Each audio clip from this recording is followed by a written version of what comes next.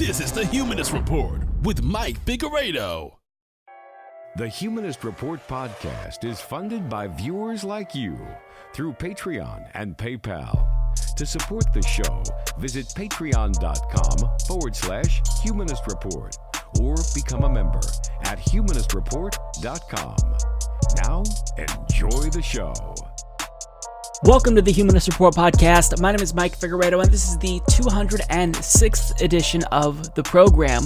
Today is Friday, August 16th, and before we get started, I want to take some time to thank all of our newest Patreon, PayPal, and YouTube members, all of which signed up for the first time to support us this week or increased their monthly pledge. And that includes Adam Hayes, Artemis Good, Aya Brindley, Elias Odelstad, Gothic One, Iris Pina Chavez, Jack Anderson, Joel Carver, Kristen Seashore, Lance Sparks, Mark Perez, Melissa Mazoros, Patrick Nemec, Peach Loverify, Raul Vanderkekov, Shadow Sly Ganada, Sean Guys, Cheryl McDonald, and The Progressive Voice. So thank you so much to all of these kind individuals. If you'd also like to support the show, you can do so by going to humanistreport.com/support or by checking out patreon.com/Humanist Report. So today on the Humanist Report podcast, we'll talk about the Trumps of the world, starting with our very own, and how President Trump plans to crack down on the internet with a new pro-censorship executive order. He's also terrorizing immigrants across the country using the American Gestapo, otherwise known as ICE. We'll talk about India's Narendra Modi and his authoritarian crackdown over Kashmir, and how the Trump of the tropics, Jair Bolsonaro, is destroying the planet's lungs. Additionally, CNN compares Bernie Sanders to Donald Trump. We'll also discuss their ongoing bias against Bernie Sanders. We'll talk about Fox News' attempt to portray Bernie Sanders as a crazy person, Dan Bongino's attack on Bernie Sanders, Jeffrey Epstein's death, Tom Steyer's presidential campaign, and Andrew Yang's heartfelt moment that I really think we all need to watch. So that's what we've got on the agenda for today's show. Hopefully you guys will enjoy the episode. Let's go ahead and dive right in. So there's this persistent myth that has been perpetuated by conservatives that they are being disproportionately targeted by social media giants because of their political orientation. So if you're a conservative, you are more likely to see censorship by Facebook or YouTube than, if you were a leftist. Now, as a leftist, as someone who knows pretty much everyone in indie media on the left, this is something that affects everyone, right? And of course, we have to do something about the power that these tech giants have. But the reason why there's this myth that this only affects conservatives is because conservative lawmakers, like Ted Cruz, for example, draw attention to the issue whenever Steven Crowder is demonetized, for example, or, whenever Diamond and Silk are victims of perceived censorship, Republicans will speak out about this. So they're kind of perpetuating this myth, and even Donald Trump is now falling for it, and he's spoken out about this before too, that he thinks there is a conservative bias, or a bias against conservatives to be specific. So now he's planning to take action. He wants to do something about it. And what he's choosing to do is absolutely, unquestionably the wrong thing. It's the opposite of what he should be doing. Because according to a leaked draft of an executive order, he's planning to address this by giving government the power to censor the internet. And who he wants to empower to do this is probably the worst part of the story, because he wants to empower the FTC and the FCC. Now, for those of you who don't remember, the chair of the FCC currently is Ajit Pai, who is no friend to the internet, who led the charge to repeal net neutrality, which makes the internet less open. Now, that case is currently pending litigation. But now, Donald Trump may very well sign an executive order that allows Ajit Pai to do something about perceived bias against conservatives. And Fight for the Future, which is basically the leading organization who is fighting to keep the internet free and open, sounded the alarm about this, saying the White House just leaked a draft executive order that would give the government the power to censor the internet. We have to stop it before it's too late. And they then linked to an article, which I will share in the description box, which basically summarizes the situation and, explains what I just told you about how Trump wants to put the FTC and FCC in charge of monitoring and policing online speech on social media platforms. Now, this obviously violates the First Amendment because the government cannot control or dictate the speech of private companies.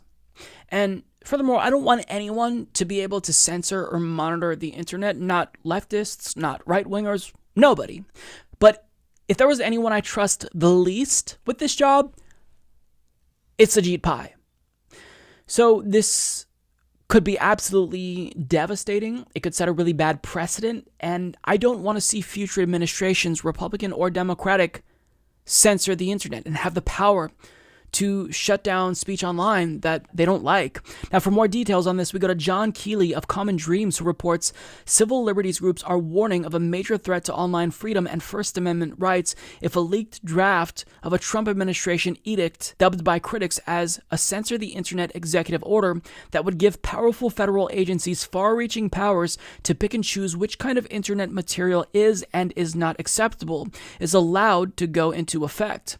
According to CNN, which obtained a copy of the draft, the new rule calls for the FCC to develop new regulations clarifying how and when the law protects social media websites when they decide to remove or suppress content on their platforms. Although still in its early stages and subject to change, the Trump administration's draft order also calls for the Federal Trade Commission to take those new policies into account when it investigates or files lawsuits against misbehaving companies. While Politico was the first to report how the draft was being circulated by the White House, CNN notes that if put into effect, the order would reflect a significant escalation by President Trump in his frequent attacks against social media companies over an alleged but unproven systemic bias against conservatives by technology platforms, and it could lead to a significant reinterpretation of a law that its authors have insisted was meant to give tech companies broad freedom to handle content as they see fit. So this is really bad.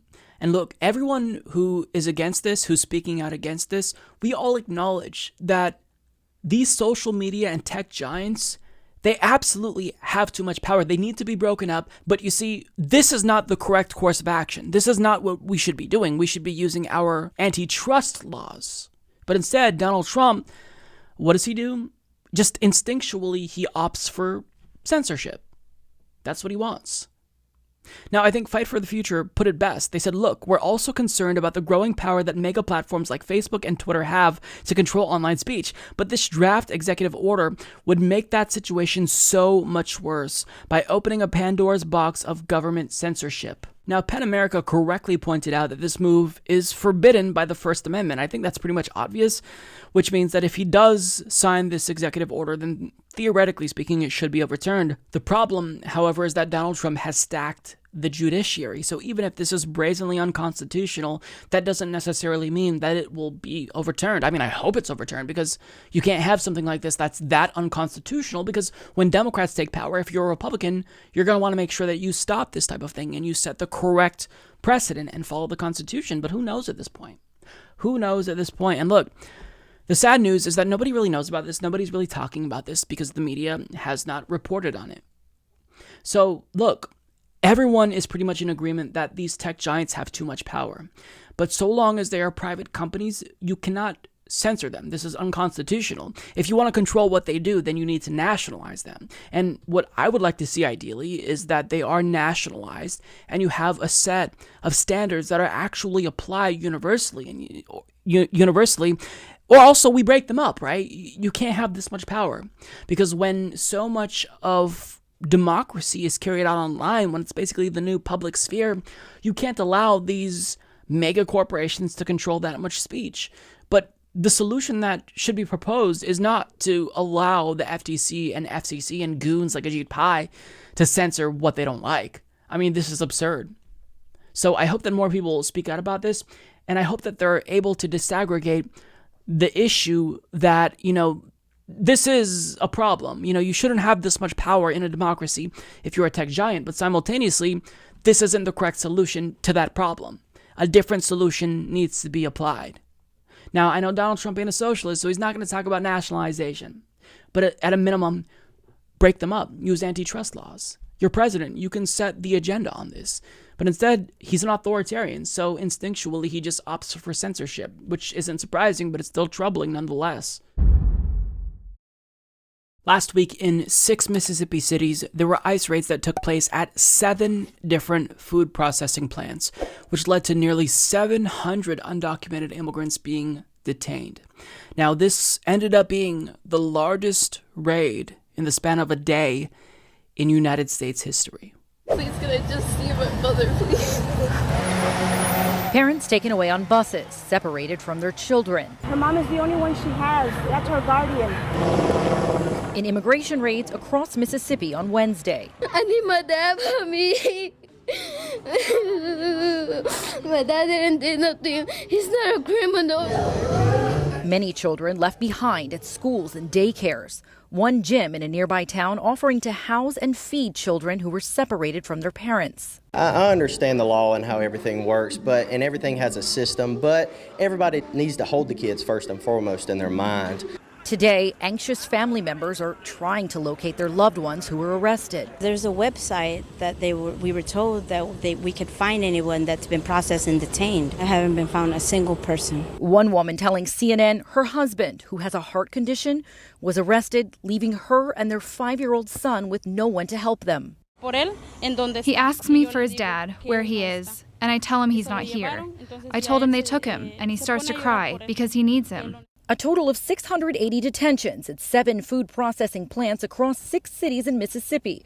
Officials calling it the largest single-state immigration enforcement operation ever in the U.S. While we are a nation of immigrants, more than that, we are first and foremost a nation of laws. The raids on the heels of the El Paso shooting, where Latinos were purposely targeted, also came on the first day of school for those children. An ICE official telling CNN they did consider the impact on children and worked with school administrators, adding, quote, "This was planned for months, well before El Paso. We did this under past presidents. This is business as usual for us." Some detainees released overnight with ankle monitors like this. As White House officials tell CNN, ICE is scrambling to reunite some parents with their children because of childcare issues, many of whom were placed with volunteers and strangers. How do you watch that and not come away moved and just shaken to the core? That little girl in particular, she really stood out to me because, you just see pain and suffering that's so unnecessary. People who are here, the 11 to 12 million people who are undocumented, they work, they pay taxes, they put more into the economy than they take. Why are they not citizens? Make them citizens. That's the easy solution. Not amnesty, not a path to citizenship. Grant them immediate citizenship. Because as far as I'm concerned, these are Americans. They're already Americans. They're here, they're working, they're contributing to society. Their children, go to our schools. Why are we treating them like this? These are human beings. These are human beings, and as human beings, we imagined these borders and said, you can't be in this border unless you do X, Y, and Z and follow the procedure. And even if you want to follow the procedure, we have a broken immigration system. Just end this ridiculousness. Make them citizens. All of them. All of them. And do that while simultaneously reforming our broken immigrant system. So that way, if somebody wants to move here, they don't have to break the law. There's a way that they can get a green card and become a citizen eventually. But because our system is so broken, this is what happens. Because we break the homes of undocumented immigrants, we ruin Honduras and El Salvador. This is what happens. So the solution is simple. Make them citizens and stop with the madness. How can you not see what's happening? How can you not see these raids and not think that this is very similar to what happened in Germany? This is like the American equivalent of the Gestapo. It's disgusting and it's cruel. And I don't know how anyone can defend this after they see all of the pain and suffering it caused. I don't care how hard line of a stance you take on immigration. If that doesn't move you, if that little girl's tears doesn't do something, doesn't tug on your emotions, there's something fundamentally wrong with you as a human being. Something isn't working in your brain if you don't find her story poignant, if you don't feel nauseated by seeing how cruel and unjustly we are treating these undocumented Americans. It makes me so angry that this is happening. Now, the most disgusting part is that the acting ICE chief of Mississippi, Matthew Albence, defended these raids. Here's what he had to say. You can tell that he probably didn't really believe the words that were coming out of his mouth, but nonetheless, this is how he defends himself. You've seen this video. I have, yes. You have.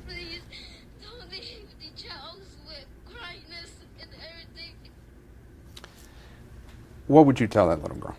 Well, I don't think I would speak to the little girl. I would speak to the parents, and I would speak to the community at large. Look, I'm a parent. Most of our officers and agents are parents. Some of the most difficult things that we have to do in our jobs to enforce the laws involve the separation of parents from children. Every law enforcement officer has to deal with that at some point in their career. Many officers, on a daily basis, when an officer goes in to arrest somebody for a crime of domestic violence, the children in there is going to be crying. We conduct our operations with professionalism, with compassion, and with humanity, and try our best to minimize the impact on the innocent people of this situation. However, we have to enforce the law. Every law enforcement agency enforces the law against individuals who have broken it. The parents or the individuals that are breaking the law are ultimately the ones that are responsible for placing their children in this situation. I'm sure that that's what he tells himself so that way he can sleep at night. Because I know that if I were in his position, I would have to lie to myself. There would have to be some type of psychological barrier that shielded me from the pain and suffering that I was inflicting on innocent people. But they broke the law. Right. Well, just because something is illegal doesn't necessarily mean that by definition it's immoral. They're breaking the law because they believe in America. And to just say, well, you know, they're the ones who broke the law, so they're responsible, not me. I'm sure that the Nazis said the same thing. Well, you know, I'm not responsible. I'm just following the law. Slavery was legal before. I'm sure that the slave owners told themselves the same thing. This is the law, so, you know, I can own slaves, so it's fine. Just because something is stated in the law doesn't mean that that's going to translate into morality. It's not. The law is not a good gauge of morality. If anything, you know, if you follow history, it's been the opposite. So this is nothing but cruelty. And it's just, he had the audacity to say that we conduct our operations with professionalism, with compassion, and with humanity. And we tried our best to minimize the impact. Nope. Don't believe you. Don't believe you. And it's not like this is the only instance of cruelty from ICE, because our entire immigration structure currently is built around being overly cruel, because this is what we view as, you know, something that will deter other immigrants from coming. This is what Bush thought, this is what Obama thought, and now this is what Trump thought. It just keeps getting worse. You know, we're seeing it at its logical conclusion here. If you keep trying to be cruel just for cruelty's sake because you think that's what's going to deter immigrants, then eventually it's going to get to, you know, the point where we have a fascistic apparatus like ICE that's rounding up immigrants and breaking up families. So I don't know how anyone can defend this. And, you know, speaking of ICE cruelty, there was a man who was an American. He was brought here from the age of 6 months old. But he was deported by ICE, and they refused to listen to his story. Listen to what he has to say, because this, honestly, like watching this story from this poor individual, it made me feel sick to my stomach. Sarah, what are you doing here? Jimmy El Dawood, I was deported 2.5 weeks ago. Speak up, please. I've been in the United States since 6 months old, you know. And just 2.5 weeks ago, immigration agent pulled me over, said I'm going to Iraq. And I refused. I said I've never been there. I've been in this country my whole life, you know, since pretty much birth. I missed birth by 6 months. and they refused to listen to me. There was an Agent Kamaj. The Department of Homeland Security is located on 333 Mount Elliott, Detroit, Michigan, 48207. Agent Kamaj, I'm not sure about the other one, if his name is Deep or what his name is, but they just wouldn't listen to me. They wouldn't let me call my family, nothing. They just said, you're going to Iraq, and your best bet is to cooperate with us. That way we're not going to chain you up or we'll put you on our commercial flight. I begged them, I said, please, I've never seen that country, I've never been there. However, they forced me, I'm here now. And I don't understand the language, anything. I've been sleeping in the street. I'm diabetic. I take insulin shots. I've been throwing up, sleeping in the street, trying to find something to eat. You know, I got nothing over here, as you can see. I was kicked in the back a couple days ago, claiming to get off the guy's property. I was sleeping on the ground. He claimed it's his property.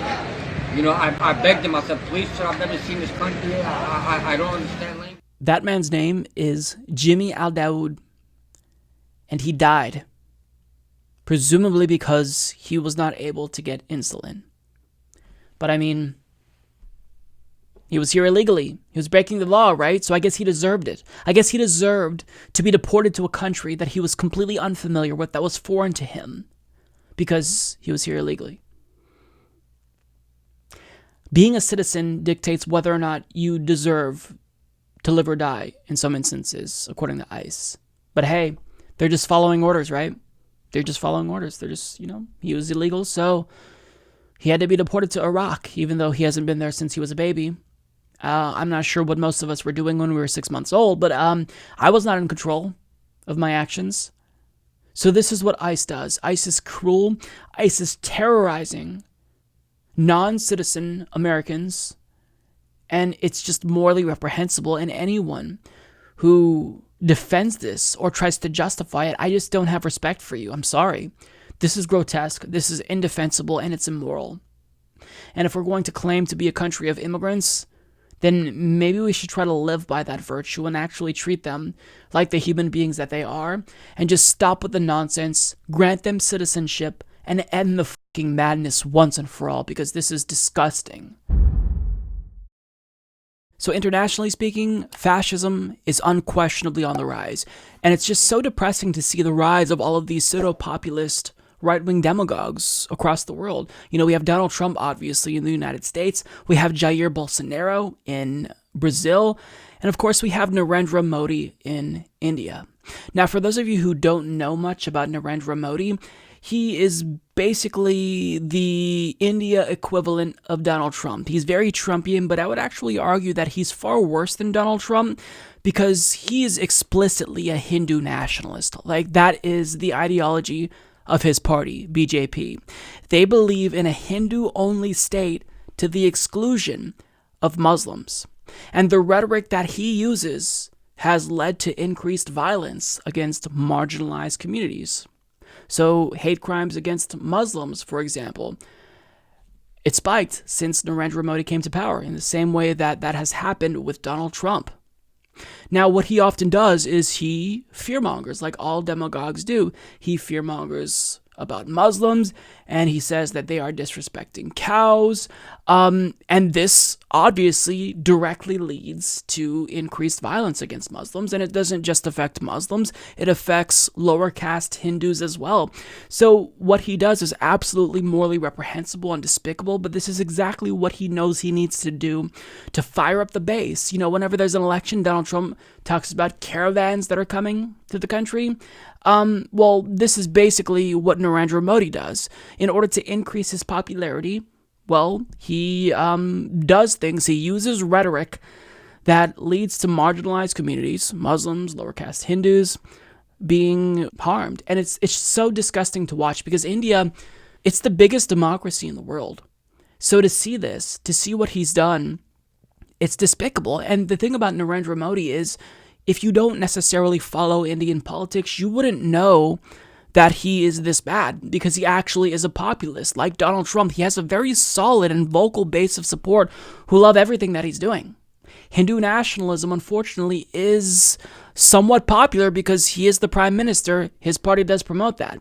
So it's difficult to push back against that. Now, the thing with all of these right-wing demagogues, these fascists that we see across the world, is that even if they exist within democratic systems, even if democracy is what got them to power, the actions that they take are absolutely detrimental to democracy. And for those of you who have been following the news lately, you already know that what Narendra Modi did in Kashmir is absolutely antithetical to democracy. Now, for those of you who are unfamiliar with Indian and Pakistani politics, Kashmir is disputed territory. When you look at this map here, both India and Pakistan claim Kashmir as their own. Even China occupies a portion, and India claims that portion of theirs. But what we're really looking at is the territory that's in dispute between Pakistan and India. Now, in the territory that India currently controls, that's what we're going to be looking at for the duration of this story. Now, just looking at this map, it's an absolute mess, but the good news is that there's been relative stability because Kashmir has been able to operate with a degree of autonomy. So even if there's this territorial dispute between India and Pakistan, since they have that autonomy, things have remained relatively peaceful. Until now, when Narendra Modi decided to crack down on the portion of Kashmir that India controls. And as Al Jazeera reports, India's government on Monday said it was scrapping Article 370 of India's constitution that guaranteed special rights to Jammu and Kashmir, including the state's right to its own constitution and decision-making process for all matters except defense, communications, and foreign affairs. It also split the region into 2 federal territories. The moves came after the Indian government deployed about 10,000 additional troops to the disputed region, followed by the unprecedented order asking tourists and Hindu pilgrims to leave the valley. It also imposed a curfew on parts of the territory, shut down telecommunications, and arrested political leaders. Journalists working for both local and international media have also been affected by the movement restrictions and unavailability of the internet.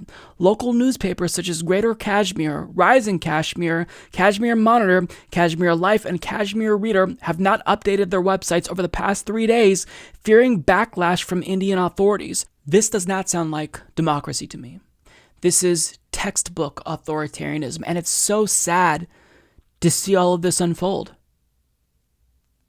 Now, the area is now being heavily patrolled by Indian security forces. There's a curfew, as the article stated. Nobody can leave. There's been more than 500 people who have been arrested. Now, when it comes to those who have been arrested, Al Jazeera reports university professors, business leaders, and activists are among the 560 people rounded up by authorities and taken to makeshift detention centers, some during midnight raids in the cities of Srinagar, Baramulla, and Gurez, the Press Trust of India and the Indian Express reported. Now, here's the thing. If you think that this story isn't important because this is another country and, ostensibly it may not affect you personally, think again. Because India and Pakistan have been at war 3 different times. And 2 of the times that they went to war, can you guess what that war was waged over? The disputed territory of Kashmir. And let me remind you, these are both nuclear-armed countries. So obviously, this led to an escalation between India and Pakistan. And as Al Jazeera explains, New Delhi's move has heightened tensions with Pakistan, which has expelled the Indian envoy in Islamabad, halted the cross-border train service, and banned Indian films in protest against what it called an illegal move. So this is such a troubling situation, and it's akin to the situation that we see with Israel-Palestine. There's a lockdown on Gaza. It's the world's largest open-air prison. You can't get in or out without Israel's say-so in Gaza. It's also similar to the situation that we see in the Western Sahara with the Moroccan government controlling everything about the Western Sahara. They have no autonomy. They're heavily oppressed. So all around this is just incredibly disgusting. And the sad part is that Modi has a relatively large base of support that absolutely loved this move. But unfortunately for Modi, internationally speaking, this does not make him look good. It makes him look absolutely horrible. So even if his base may be fired up because of this, well, he still had to respond to criticism. And this is what he said. This is a clip from CNN. This will make things better for Kashmiris. That, Hala, in a nutshell, was the message from Indian Prime Minister Narendra Modi Thursday night, days after his government moved to tighten its grip on Indian-controlled Kashmir. On Monday, Modi's government took away the region's special status under the Indian constitution, thereby stripping it of the power to set many of its own laws. It also downgraded Jammu and Kashmir state, which includes Indian-controlled Kashmir, to a union territory. This means that it will effectively be run directly by New Delhi. Indian states have much more power to direct their internal affairs. Speaking in Hindi, Modi defended all this by claiming that the downgrade was only temporary. He said local elections would be held, quote, soon, and said the changes would bring about development and help end terrorism. He even made a direct appeal to Bollywood, asking filmmakers to consider the mountains and valleys of what is one of the world's most heavily militarized regions as settings for future projects. Here's the thing. Even as he spoke to justify these steps, we're still waiting to get a full picture of what ordinary Kashmiris think of all this. The reason? The Modi government has placed the territory under a massive security crackdown. For days, communications have been down, and prominent local politicians have been arrested. Now, Kashmir is always on a finely balanced knife edge. The territory is divided between Indian and Pakistani-controlled sections. Both countries claim it in its entirety. And Pakistan has been very critical of India's decision. Islamabad has scaled back its diplomatic ties with New Delhi. Pakistan's army has also said it was willing to, quote, go to any extent to fight the new Indian policies. It's all raised the geopolitical temperature here in South Asia, Hala, as people fear that New Delhi's moves could ultimately lead to another confrontation between these two nuclear-armed rivals. So, I mean, what a laughable response. It's exactly what you would expect from a Trumpian figure. This move isn't bad for Kashmiris. It's actually really good for them. Is that so? I'm sure that they love having this curfew imposed on them. I'm sure that they absolutely love the fact that they're losing their autonomy. But don't worry, he's super merciful because there's going to be an election soon, and it'll all be over soon, guys. I mean, this is absolutely morally reprehensible. It's disgusting. And this is authoritarianism. That's what this is. So it's gross. And, you know, if we had a competent government that wasn't controlled by a fascist here, I would say, you know, maybe the United States can try to talk India out of doing this. Maybe get them to back off. But of course not. You know, birds of a feather flock together. And there's a reason why Donald Trump gets along with Narendra Modi, Jair Bolsonaro, because they all are very Trumpian. They all are far-right demagogues who know what they have to do to fire up their respective bases, and that oftentimes involves harming people directly and indirectly. So it's such a disgusting, sad story, but I absolutely will be following it because, again, this isn't just about India. This has broader international implications because these are two nuclear-powered countries now butting heads because India just did something that drastically escalates the situation when tensions have already been high. And, you know, I don't know what to say. This is just tiring to see this happen, you know, in country after country. Increasing authoritarianism is just the norm now. Trumpian figures are popping up everywhere. It's not just the United States. It's not just India. It's not just Brazil. We're seeing this everywhere. And to be fair, Narendra Modi existed before Donald Trump, you know, so I don't know if Donald Trump knew who Narendra Modi was, but they absolutely have the same tactics. They're certainly the same types of political figures. And it's just gross. We have to call out their disgusting demagogic tactics when we see it because this cannot stand. In a democracy, people are supposed to be guaranteed certain rights and privileges. And we're just seeing that being eroded in country after country because of these fascists. Brazilian President Jair Bolsonaro is often referred to as the Trump of the tropics, and it's easy to see why that's the case because he very much is a Trumpian figure. He is a far-right demagogue who is a pseudo-populist, he's a fascist, and he's proving to be a menace to Brazilian society already when he was only recently elected as president. Didn't take that long. He's already causing lots of destruction. And it's not just that he's ruining things in Brazil. His actions are directly affecting everyone, the entire planet. So we'll get to that. But first of all, to kind of give you a snapshot of how petty and authoritarian this individual is, well, as you all know, Glenn Greenwald, prestigious American journalist, lives in Brazil. His husband, David Miranda, is the only openly gay Brazilian member of Congress. Now, Glenn Greenwald published an article in The Intercept with other journalists that exposed how Judge Sergio Moro, who oversaw the prosecution of Lula da Silva, illegally colluded with prosecutors to take down Lula. And then he was subsequently appointed as Justice Minister by Jair Bolsonaro after he successfully took down one of Jair Bolsonaro's biggest political opponents. Seems pretty fishy, right? So what Glenn Greenwald revealed in that article is that Sergio Moro illegally broke the law, ironically in the process of trying to bring about these bogus corruption charges against Lula. Now, Bolsonaro retaliated against Greenwald for his reporting by launching an investigation into him, which is insane. And basically, since this happened, since Jair Bolsonaro has been directly attacking Glenn Greenwald, him and his husband and his family, they have been bombarded with just nonstop homophobic attacks. And it's absolutely disgusting to see. And I really, I feel for Glenn Greenwald here. But thankfully, the Brazilian Supreme Court shut down the investigation. But it shows you that Bolsonaro is petty in the same way that Donald Trump is petty, but definitely, measurably worse. He was willing to launch some phony investigation into a journalist, all to hide his own corruption, to save his own ass. So that's just like a small snapshot of what Jair Bolsonaro is doing in Brazil. But it's not just that, this is a problem for Brazil, that his presidency poses a threat to Brazilians, because what he's doing is harming the planet. And I don't even know how to process this story because I just feel so hopeless.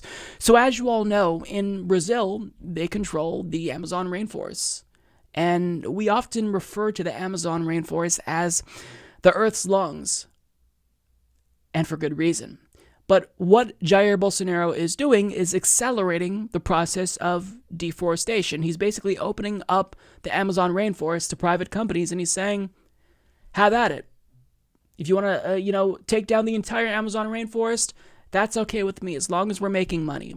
Now, as Tom Phillips of The Guardian writes, illegal loggers are ramping up a brutal fast assault on the Brazilian Amazon with the blessing of the far-right President Jair Bolsonaro.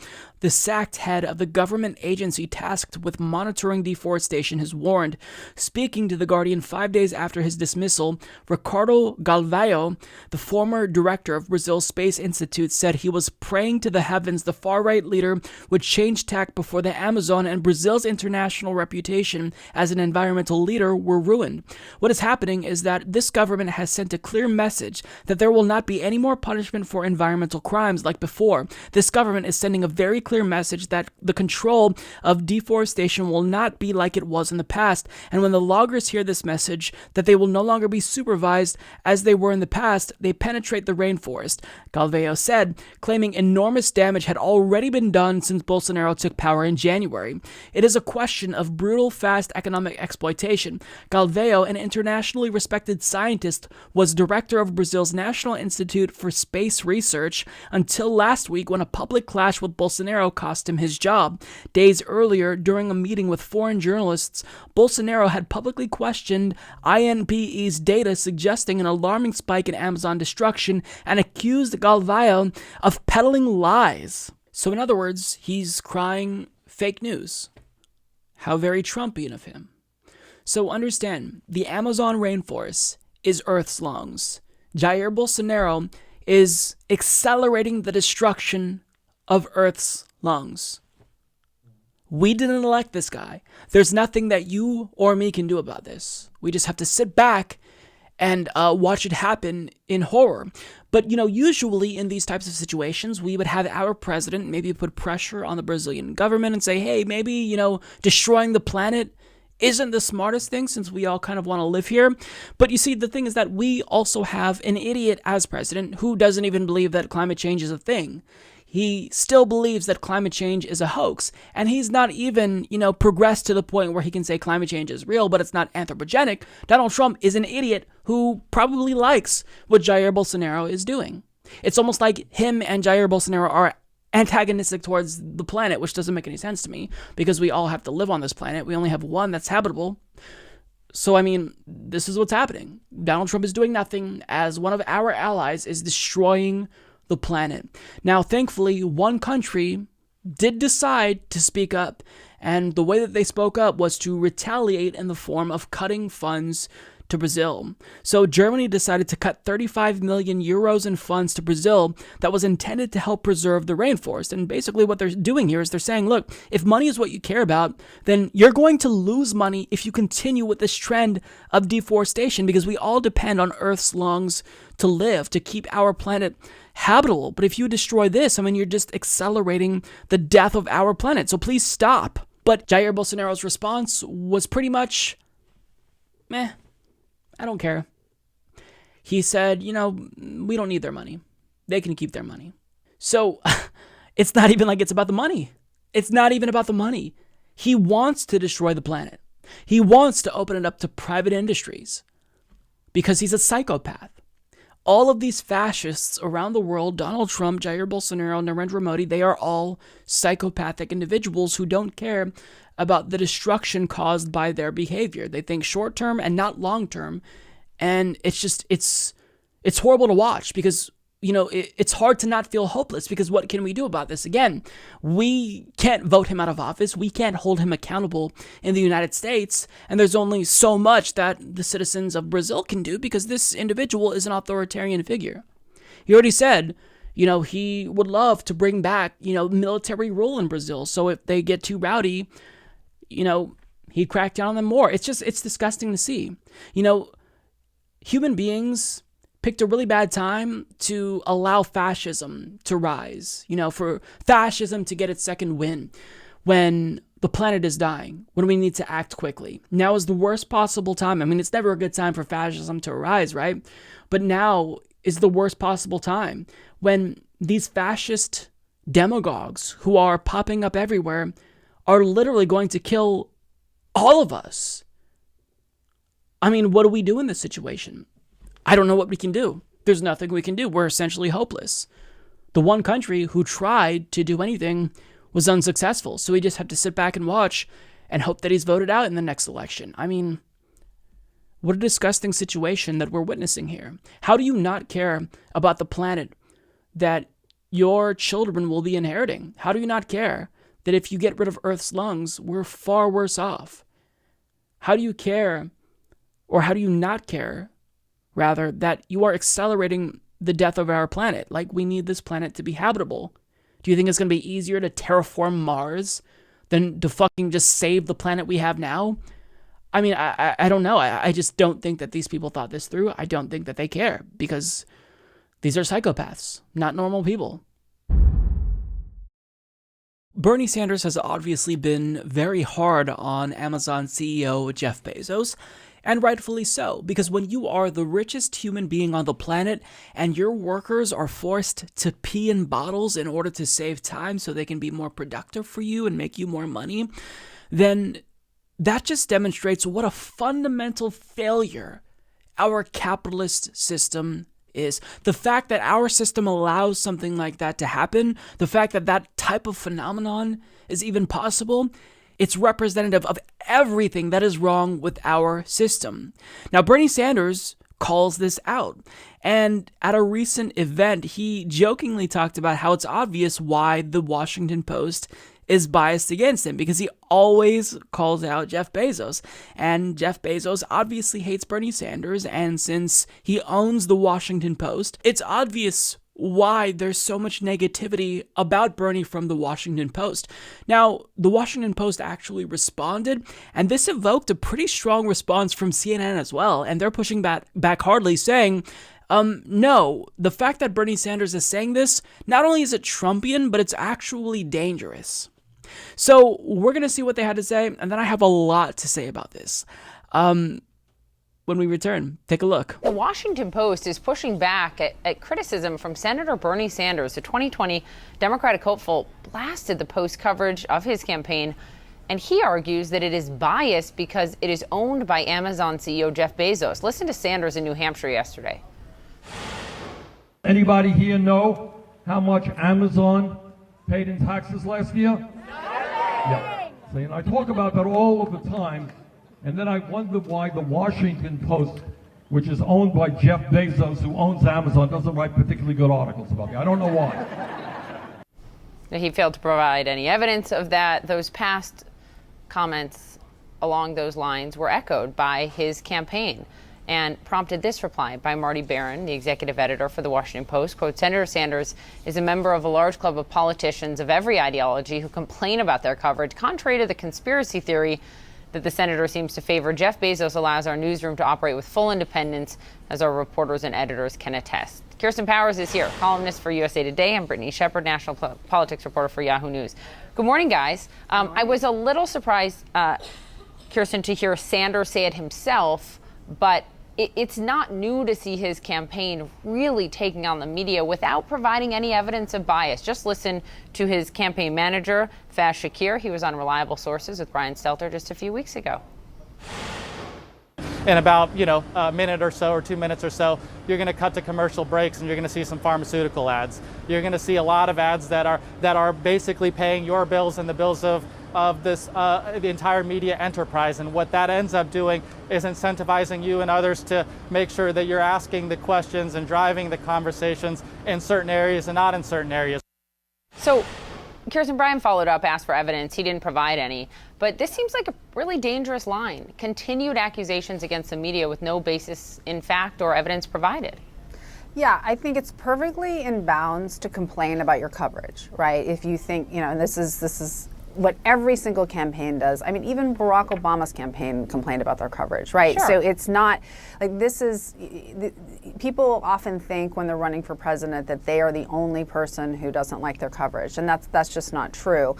This moving into these kind of conspiracy theories about why is what's different.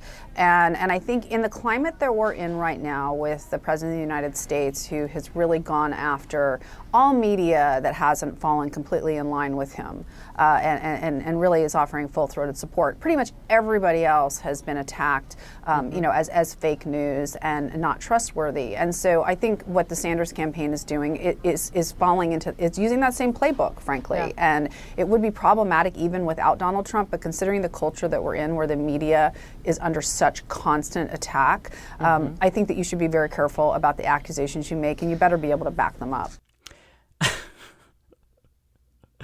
I don't think any standard of evidence will suffice for them because they are in that bubble. So they're unable to be introspective and believe that they're capable of doing anything wrong. But I mean, just the fact that we have corporate-owned news outlets in and of itself is a problem. If you are a corporate-owned capitalist news outlet, then there's inherently going to be issues with that outlet. Inherently. Because news should not have these types of profit incentives, these incentives that are perverse. They should be concerned with the delivery of news, and that exclusively. But they're not. They don't care about the news. What they care about is increasing profit. Now, what they said was that Bernie Sanders failed to provide any evidence that the Washington Post is biased against him. Now, maybe he didn't do so in that particular segment that they linked to, but if you read the Washington Post, how do you not logically deduce that they are, in fact, biased against Bernie Sanders? I mean, in 2016, they ran 16 negative news stories about Bernie Sanders in 16 hours. And within the first 24 hours of his 2020 campaign launch, they published 4 negative news stories in 2 days. Now, I don't think that anyone who says that the Washington Post is biased is suggesting that Jeff Bezos is ordering these negative stories to be written about Bernie Sanders. Nobody's saying that. And maybe it's the case that they absolutely do operate with full independence. But what we're saying is when you compare the coverage that Bernie Sanders receives to other candidates, disproportionately they are negative when you juxtapose his coverage with other candidates. Of course, every candidate is going to complain about the coverage that they get if it's negative.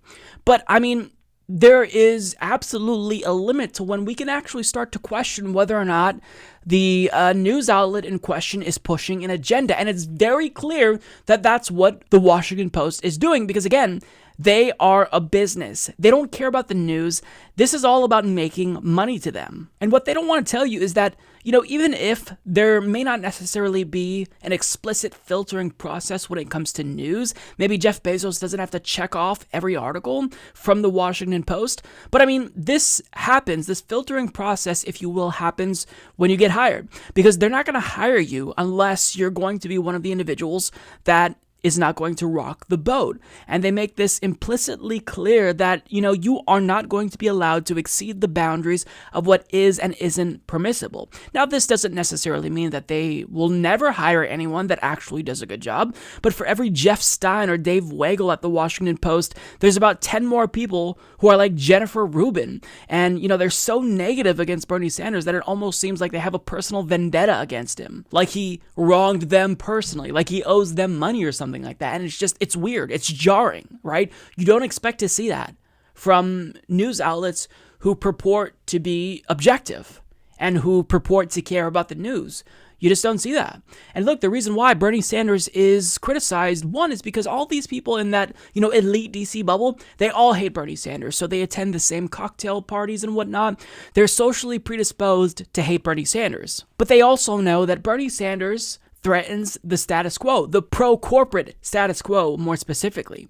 So that's why there's this visceral knee-jerk reaction to Bernie Sanders from these elite media people. Now, they then cut to a clip of Faz Shakir explaining how CNN's corporate advertisers are incentivized to toe a particular line and not rock the boat too much. But they followed that up when Faz made a really great point saying, he presented no evidence. The evidence was that you have certain advertisers, CNN in particular, they have corporate advertisers, health industry advertisers, right? So they advertise and they give CNN money, millions of dollars in advertising. The amount of money they spend per year is absolutely mind-boggling. But we don't even need to present you with evidence that they're biased against Bernie Sanders because these advertisements persist, because CNN doesn't want to do anything that would offend potential advertisers. Because just the mere fact that CNN is taking money from the health industry, these advertising dollars, this is a conflict of interest. It's difficult to say whether or not CNN is questioning Medicare for All, for example, because they genuinely are confused about the details and think Bernie should elaborate, or if they're doing it at the behest of their advertisers, if they're creating a type of safe space so advertisers don't feel apprehensive about advertising on CNN. It's a conflict of interest. And the fact that they're being disingenuous about that, the fact that they won't acknowledge that, it's puzzling to me, right? There are conflicts of interest and perverse incentives in all news outlets, right? It's even in independent media. There's this incentive to get clicks. So this may make people in indie media more susceptible to sensationalism and clickbait bias. But at the same time, we don't necessarily have to worry about advertising dollars. I'm not worried about saying something that will piss off, Aetna, because I don't have them as advertisers, because I am independent. You see what I mean? So the fact that CNN is not even acknowledging that is a little bit frustrating to me. They're pretending like, they're holier than thou, and they're not acknowledging that these are businesses. The Washington Post will literally block you from reading more than 5 articles per month, and they will force you to pay them money. Now, on one hand, you can argue that individual memberships is better. It's a better alternative to corporate advertising, and I would agree to an extent, but to completely block people from reading your news outlet if they don't pay, that demonstrates something that is painfully obvious. This is a business. They don't care about the delivery of news. That goal is secondary to the goal of making money and increasing profits. This isn't a labor of love for them. It's a business. This is how capitalism works. It corrupts everything it touches, and it turns the delivery of news even, which is crucial for democracy, into a money-making venture. That's what capitalism does. Whatever it touches, it turns to shit. Healthcare, democracy, news. It's the lowest common denominator. Now, I would love to live in a world where, I could criticize CNN because I disagree with a pundit or two pundits and something that they said. Maybe I thought that their analysis wasn't objective. But we also are right to question that conflict of interest because you are a business. You do news, but that goal, again, is secondary. Now, what they do is they compare Bernie's attacks and criticism of the Washington Post to Donald Trump's. And something they said really struck a chord with me. Quote, considering the culture we're in where the media is under such constant attack, I think you should be careful about the accusations you make, and you better be able to back them up. Okay, first of all, I find this incredibly ironic because the media, in part, contributed to Donald Trump's rise. Why? Because there is a sensationalism bias. Because sensationalist news stories, Donald Trump, for example, a loudmouth billionaire running for president, that is something that attracts eyeballs. And what attracts advertising dollars? So CNN, MSNBC, Fox News, these are all cable news outlets that are competing for advertising dollars. So they are going to cover what gets them the most amount of eyeballs, which gets them, the best ratings.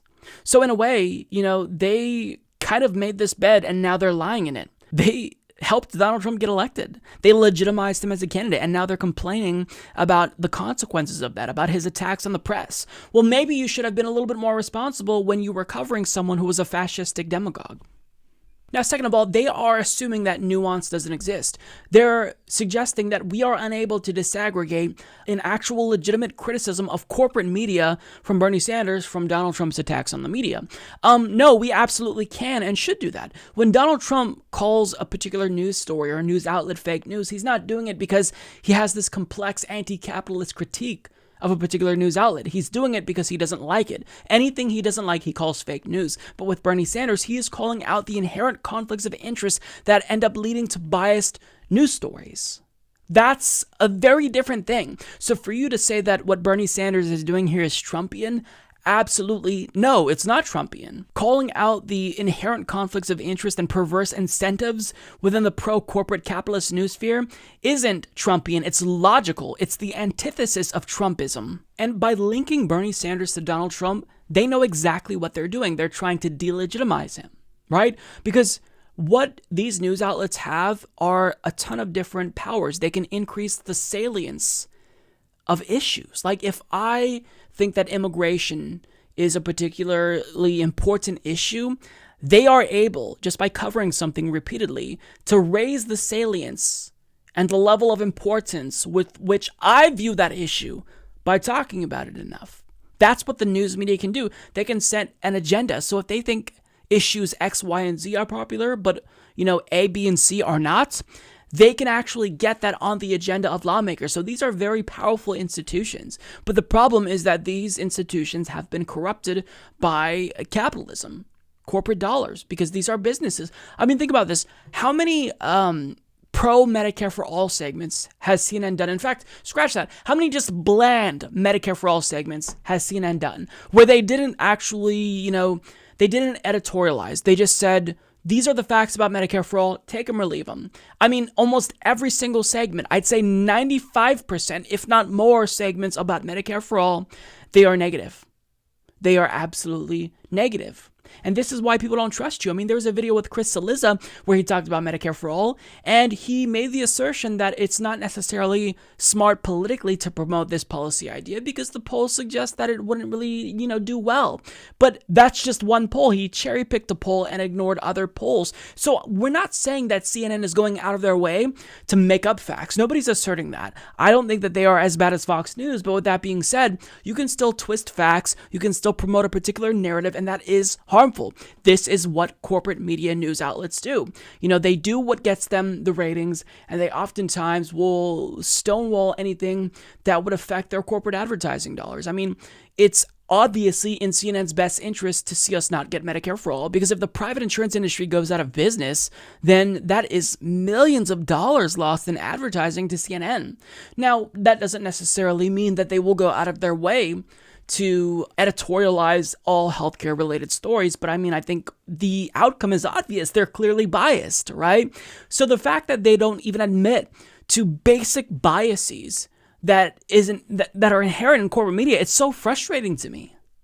You are a business, not a news outlet. You're not holier than thou. Stop being so disingenuous. Stop being purposefully obtuse and just do a better job. Like, you are individuals who are employees at CNN. So if you think that you're being criticized unfairly, prove us wrong. Go out of your way to be one of the few at CNN or the Washington Post who are actually good. There's not all bad people at these news outlets. You know, at CNN, I really like Alison Camerota for the most part. At the Washington Post, I absolutely love the reporting of Jeff Stein. He is probably the best reporter. So it's not like it's all bad. We're just saying do better. And we're operating within the confines of a capitalist news structure. So we know that there are these inherent conflicts of interest. But I mean, if you're worried about being accused of how biased you are, either hide it better or just do better. Facts first. This is CNN's new tagline. Now, I think that a more accurate tagline would be profits first, because CNN is a corporation.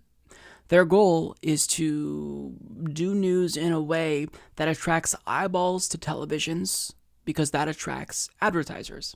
So really, you know, being a news delivery resource is the secondary goal. Their number one goal is profits, in spite of what they say. So oftentimes this leads to bias because there's this conflict of interest. And Bernie Sanders recently called out the bias in corporate media. And CNN absolutely did not like what he had to say about corporate media.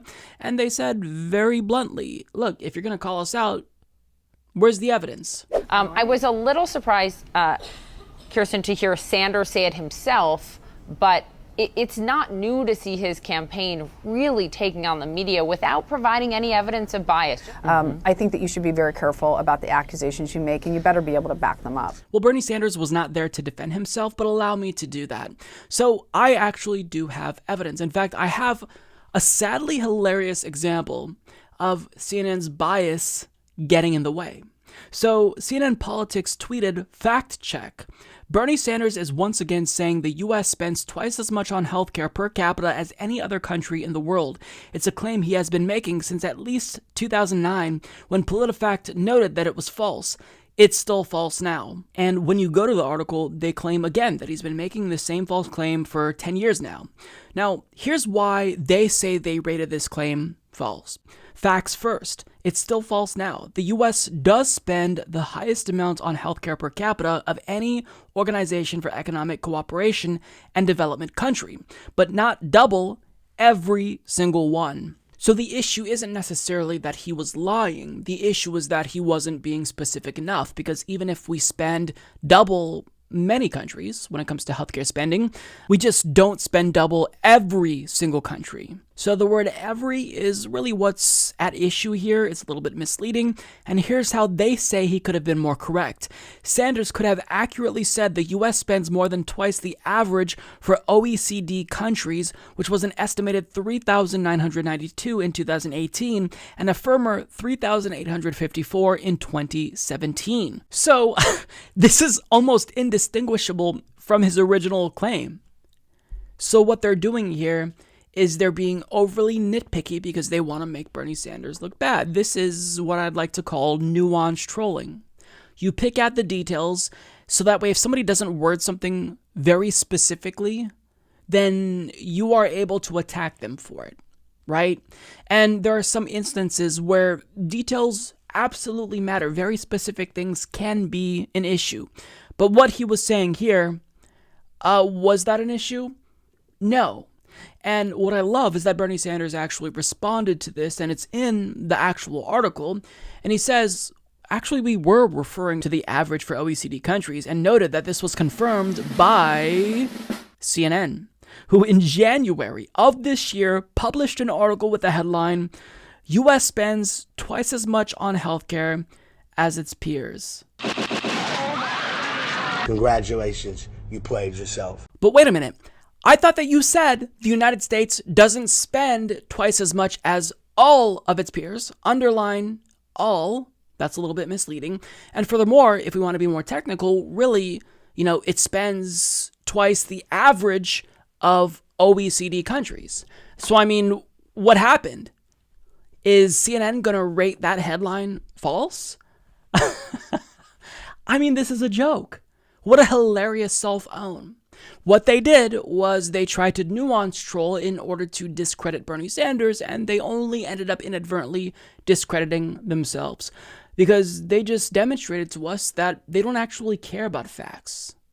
They have an agenda, and they were banking on the fact that most people will only read the headline. They're not going to go any further than that. So they're trying to make it seem like Bernie Sanders is lying when he's not. And if we're being extra charitable here, they could have rated the statement from Bernie Sanders partially true, right?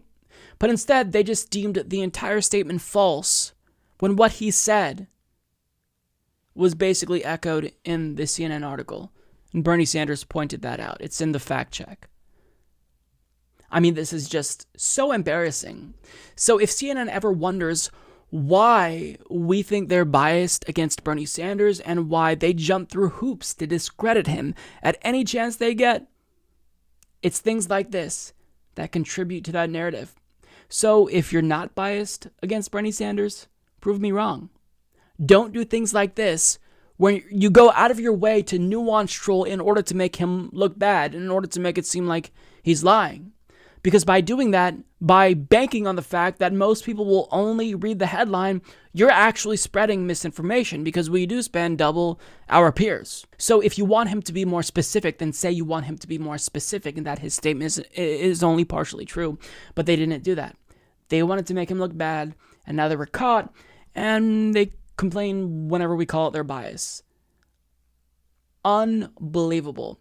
CNN is garbage, and this is why everyone hates CNN and nobody takes them seriously. It's because of things like this. This isn't the only time they have revealed their bias. I mean, this is a corporate news outlet, so they don't care about the delivery of news. They don't care about facts. They care about profits. And they know that Bernie Sanders threatens the profits of their advertisers, which is bad for business. Hence why they hate him. Hence why they do things like this. You just have to put two and two together. It's that simple.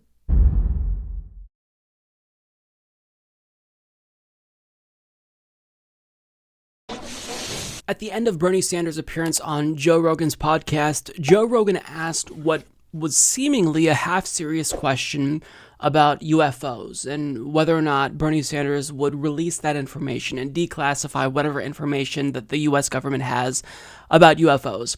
And Bernie Sanders gave what was obviously a joking answer. He said, if I do learn anything, you'll be the first to know. And of course, predictably, the media wasted no time in trying to frame Bernie Sanders as a kook and a conspiracy theorist. And if you actually watch the clip, it's obvious that Bernie Sanders probably doesn't think there are little green men at Area 51. Although we'll find out on September 20th. But I mean, I think it was obvious that this wasn't meant to be taken seriously, right? It was a lighthearted answer to a half-serious question. But regardless, since he's an evil socialist and Fox News had an opportunity to frame him as crazy Bernie because that narrative would help Donald Trump, they took that opportunity up. Although the problem is that when they talked about this segment, one of their own panelists is as kooky as they were trying to portray Bernie as, because one of their panelists was a little bit, open to the idea that maybe there are, in fact, aliens at Area 51 or aliens that have visited us. And when you find out who this panelist is, it's going to make the story that much more sweet. Time now for our 2020 roundup. First up, if you thought Bernie was a little off his rocker before, wait until you hear this. Sanders is promising to reveal information about aliens if he wins the White House. Watch. If you got into the office and you found out something about aliens, if you found out something about UFOs, would you let us know? Well, I'll tell you, my wife would demand that I let you know. Is your wife a UFO nut? No, she's not a UFO nut. It's just, Bernie, what is going on? Do you have any access to the records? You don't have any access? I don't. Honestly, No? I don't know. Okay. You let us know, though? All right, I'll be on the show. We'll announce it on the show. How's Please. that? So, Dana, he's apparently smoking, right? You see him laughing. I don't know because I've never smoked it and I don't know what it's like, but... You only do the edibles, right? I would say that this seems like bribery. Yes, just the gummy He's bears. trying to bribe for votes, right? Because people want this They wanna UFO know. information so badly. He's like, I'll do it, and then he probably won't. Because the CIA will stop. There are UFOs that are living in Bernie's hair. They're really, really microscopic. By the way, every candidate does do this. They say this, but then once they see the files, their brains are erased. No, they erase it so they don't have any memory of it. Well, the Defense Department used to have a $22 million program that tracked it. It was cut out during the sequester. But I would be interested in knowing if there's some other people here. I don't believe it, Dan. I believe it. You remember the Waco Ranch, the bushes? Yeah. If the moon wasn't out at night, it was pretty black. There was no moonlight coming down. That sky could get pretty black. And you see some crazy stuff at night. You're like, what is that thing out there? But yeah, Greg's right. Everyone says they're going to give us the big UFO file. This thing doesn't know UFO file. I don't trust that our government knows. Listen, the government is Father Bob Sirico, the acting institute, had the greatest line ever one day. He said, it's not the government's too big, it's too stupid. They can't keep a secret. You think I'm not suggesting there may be UFOs or may not be. I'm just telling you, you think the government's keeping this secret? How do you two not know? You guarded how many presidents? You work for a president? When I got out of the Secret Service, people swore to me, you saw the real Zapruder film. You know who killed Jeff. That's the film, man. I'm not lying to you. I've left. You were in the White House. But earlier this year, the Air Force, the Navy reported seeing something right alongside No, it was a fly. No, it wasn't real. That's what they want you to think, Dana. Airline and also another unit saw something over Arizona. So there's something out there. We just don't know. I think Bernie, though, is out there enough that if there was a UFO file, and God forbid he was elected president, could be a space alien. I don't think people would believe it. I will show you the file. You could do it. You like that? I do that pretty good. I love that so much because the question was posed, is Bernie Sanders off his rocker? And then there's a couple of jokes thrown in. Everyone is laughing at Bernie Sanders.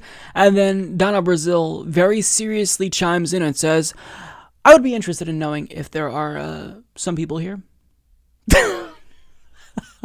Well, that didn't work out too well. You're trying to portray Bernie Sanders as a kook for ostensibly believing that aliens have visited us and maybe they're at Area 51, and then your own panelist also believes in that.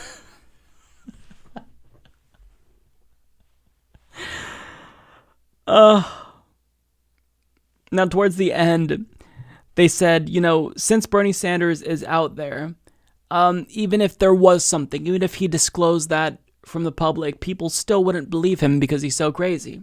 Really? You don't think that they would believe Bernie Sanders? Most people believe in God, so you don't think they would believe that aliens visited us? Really? Really? Come on. Now, for the record, do I believe that aliens have visited us? Because I have to address this since I'm talking about this. No.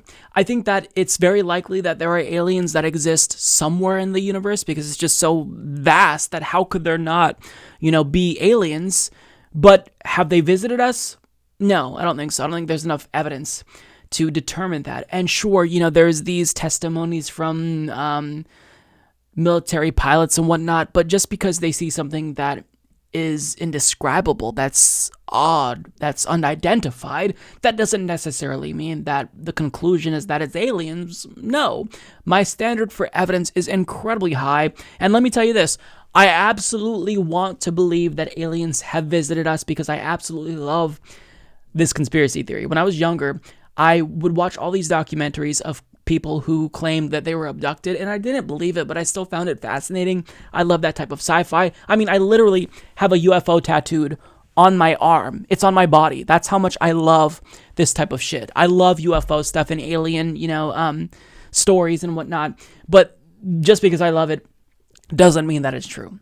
I want to believe. I want to believe in a lot of things. I want to believe that I'm a superhero who can fly.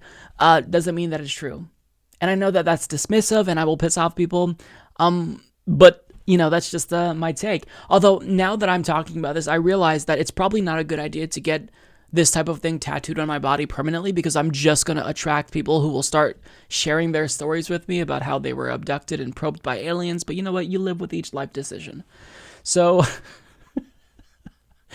circling back, we took that long tangent, but let's bring it back to Fox News.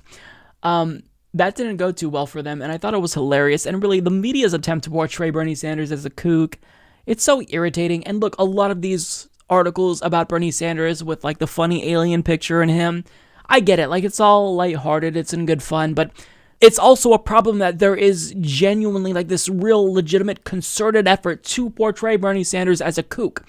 Bernie Sanders is called Crazy Bernie by Donald Trump. You know what I mean? So we just have to push back when we see it. But at the end of the day, you know, I don't think Bernie thinks that aliens exist. He's not some kooky conspiracy theorist. But yeah, I'll leave that there. I'm glad that down to Brazil kind of swooped in to save Bernie there.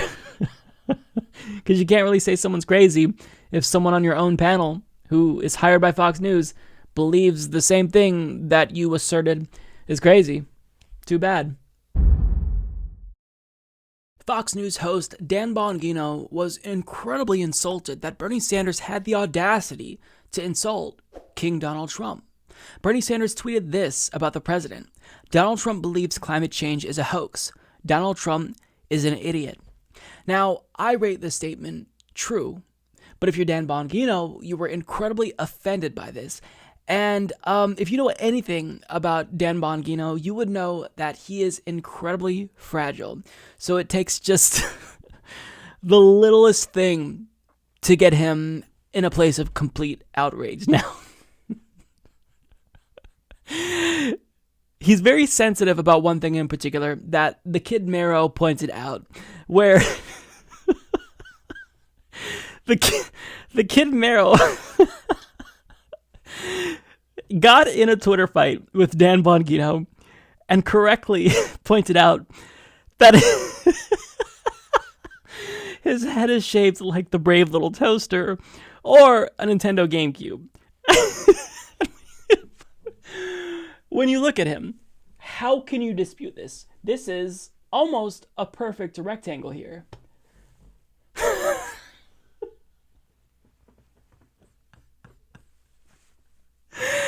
And every time I think of that tweet, I laugh so hard. And the first time I saw that, like, my stomach hurt. I was laughing so hard. Now, Dan Bongino is incredibly, incredibly sensitive about the shape of his head. Because not only did he, I believe, block the kid Mero after that, but he blocks people who share that tweet around. So, for example, I shared it because it's hilarious and indisputable, and he literally blocked me because I shared that tweet. Because I shared that tweet from the kid Mero. So the man is incredibly fragile, and you're going to see his fragility on full display on Fox News when he reacts to Bernie Sanders' tweet. And when you watch this, try not to stare at his square-shaped head. I can't unsee the Nintendo GameCube in particular, but I also see Brave Little Toaster. This is too much. Sanders' tweet of recent note. He says simply, and we're talking about the climate change issue, which is popular amongst these candidates, saying Donald Trump believes climate change is a hoax. Donald Trump is an idiot. Just straight. What do you make of that? It's like is this the comedy block at 7:30 in the morning? Donald Trump's an idiot? This is Bernie Sanders. I want to spend $30 trillion in 10 years. You like my Bernie? Donald's an idiot? This guy wants to spend $30 trillion over the next 10 years. We're $20 trillion in debt. Let us not deprive you of that, Dan. Real quickly, here is what you're talking about. Senator, give me a number. Medicare for all, an approximate number. How much would it cost? Somewhere between 30 and 40 trillion over a 10-year period. Just nonchalantly dropping that out there.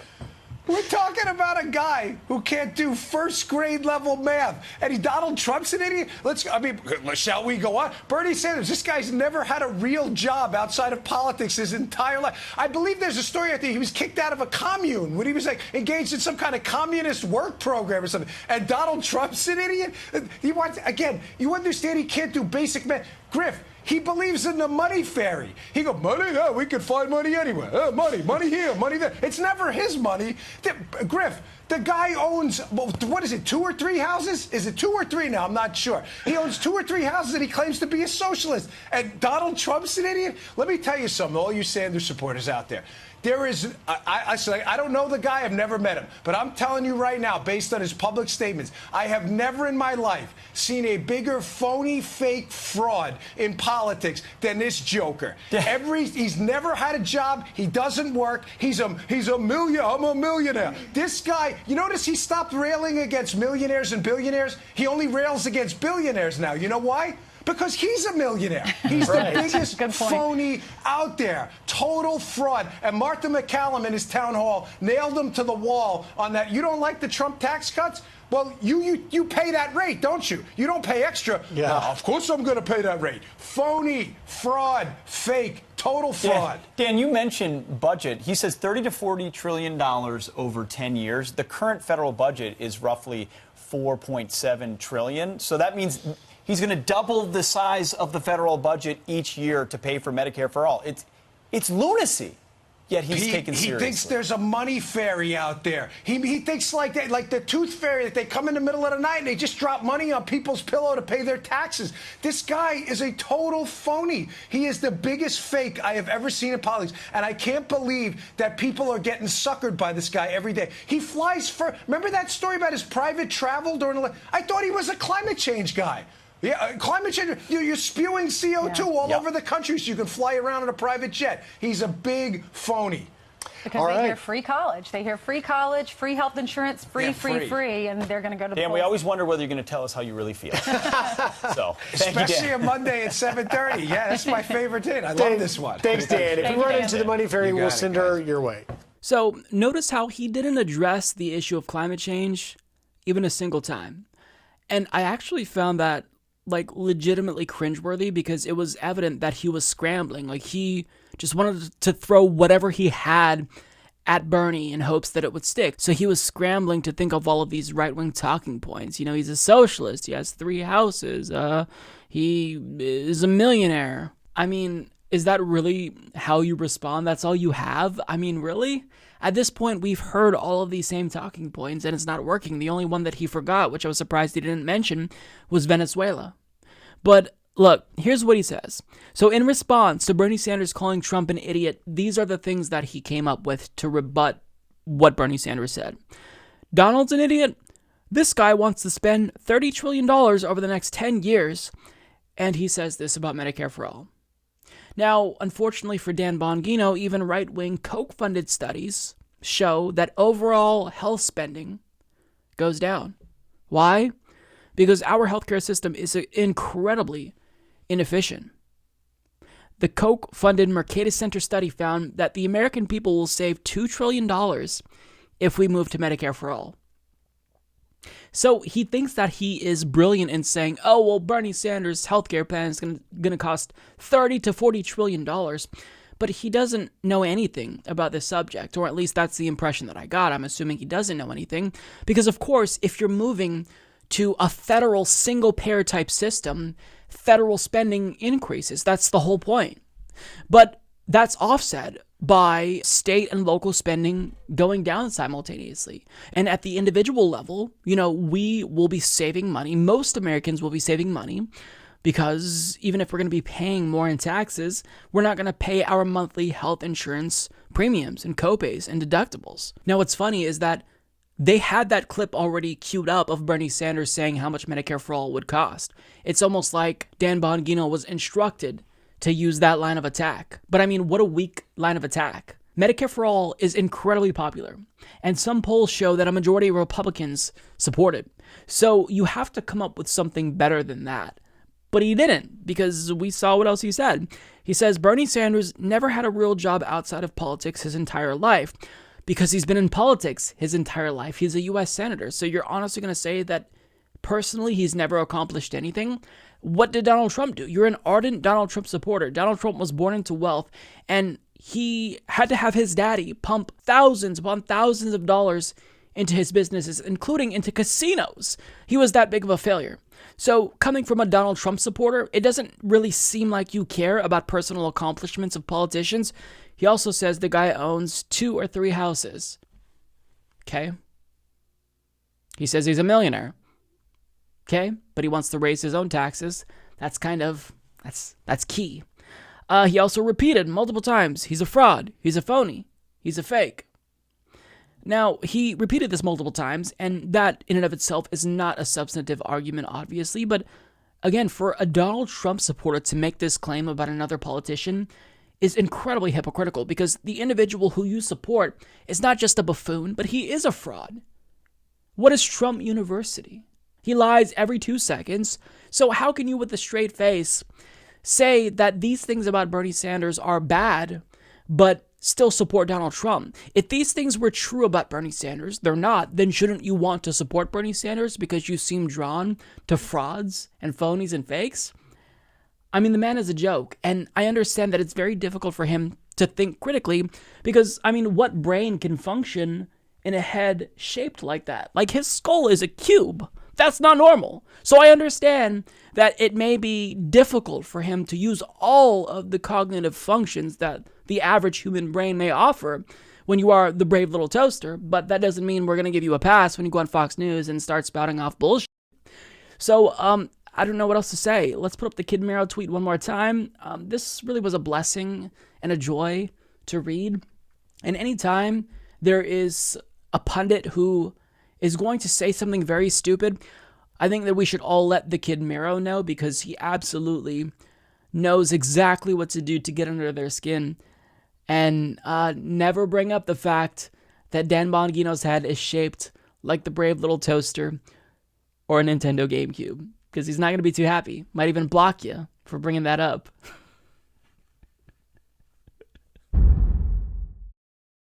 Well, if you needed more proof that capitalism is killing our democracy, what's left of it anyways, look no further than this tweet by billionaire presidential candidate Tom Steyer, who writes, "I'm thrilled to announce that today we've reached the required 130,000 individual donors to appear in September's debate. Just one more qualifying poll stands between us and that stage. Thanks to all who've contributed even $1 to this movement. We can't do this without you." Imagine being stupid enough to give any amount of money to a billionaire. I mean, that's your hard-earned cash, and you're giving it to a billionaire. I don't know how to sugarcoat it. You're just stupid if you do that. Now, second of all, I already know what some of you will say. How is that proof that billionaires and capitalism, they're responsible for the death of democracy? Isn't this proof that democracy is thriving? Because he announced that he's running for president, and then 130,000 individual people thought his message resonates with me, so I'm going to donate to him. Well, let me break it down for you. The reason why he was able to accumulate that many individual grassroots donations to begin with is because he is a billionaire. He has the resources to hire the amount of people necessary to amass that much donations. And there are more qualified, legitimate candidates in the race that are going to struggle to make it into the September debate because they don't have that much money, because they aren't billionaires. But because Tom Steyer has the money and resources necessary to qualify for the debates, he may very well leapfrog multiple candidates in a crowded field that are better than him, all because he's rich. And here's how he pulled this off. As Janine Santucci of USA Today reports, he has spent over $7 million on TV advertising, and his campaign also plastered social media with ads urging voters to donate as little as $1, each of which would count as a unique donor to meet the debate minimum. So he's here because he has money. Period. End of story. Do you see now why capitalism is killing democracy? Because he has the resources to absolutely blast his message. He spent millions of dollars to get 130,000 individual donations. And now he may very well replace someone else on the debate stage. That's absolutely disgusting that our system allows this to happen.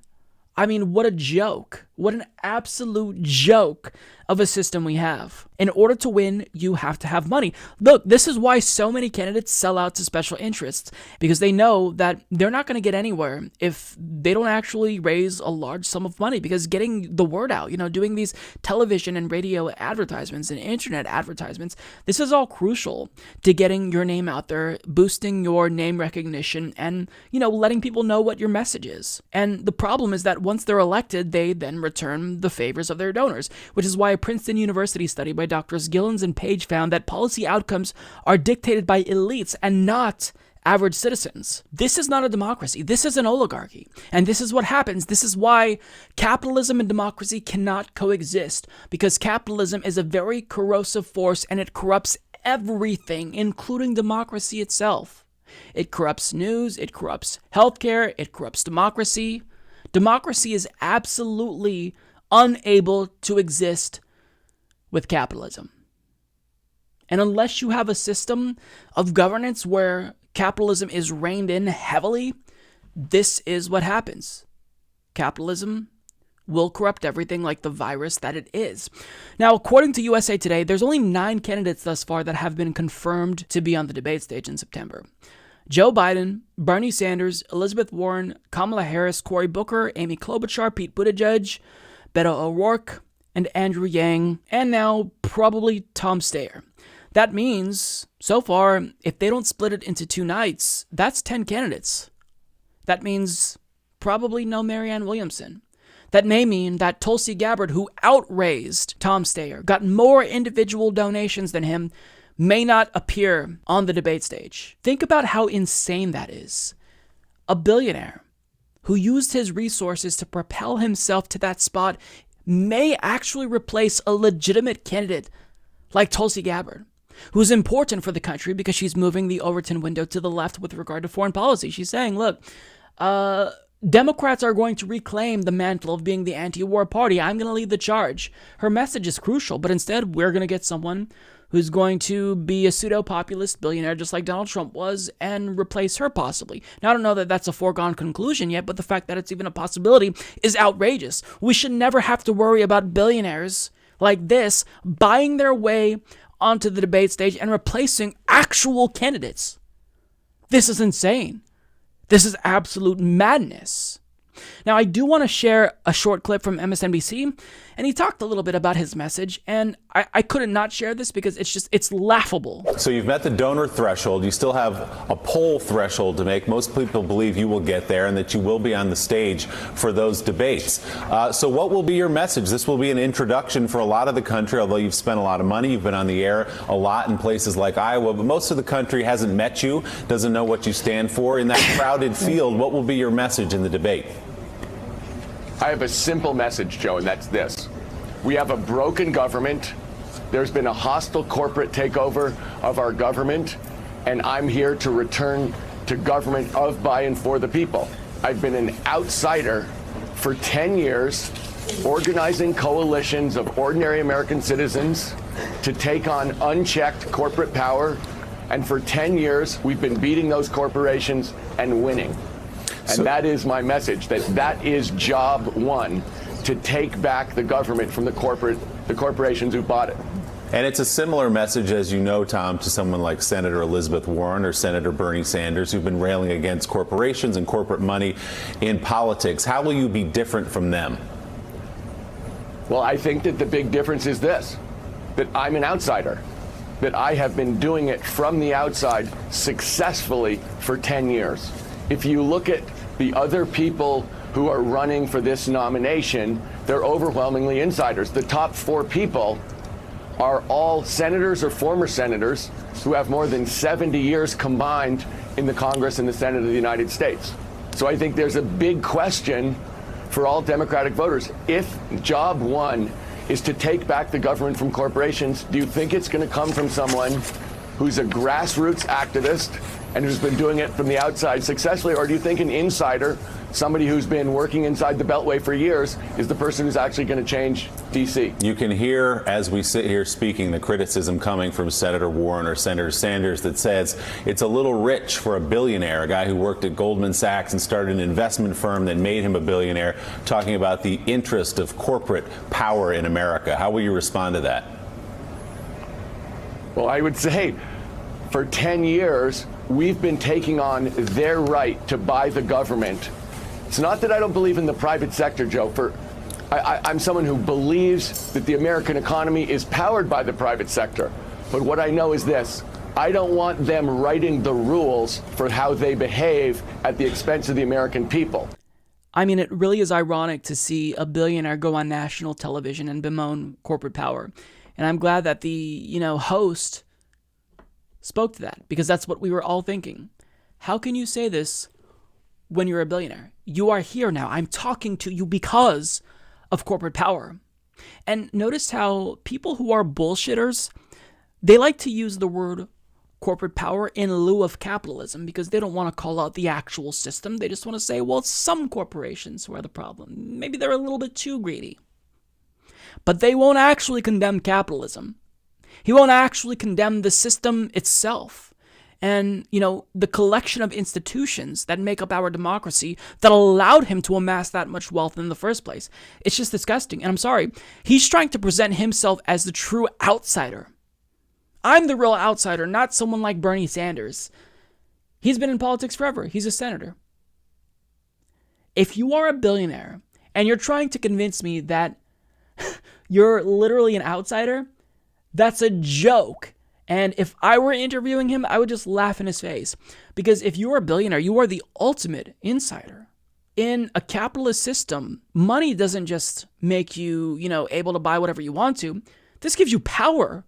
So to say that you're an outsider, sure, you can argue that you haven't been in Congress, but that's not a benefit. We have a dipshit billionaire in power currently who hasn't had a real job a day in his life, and look how that's going.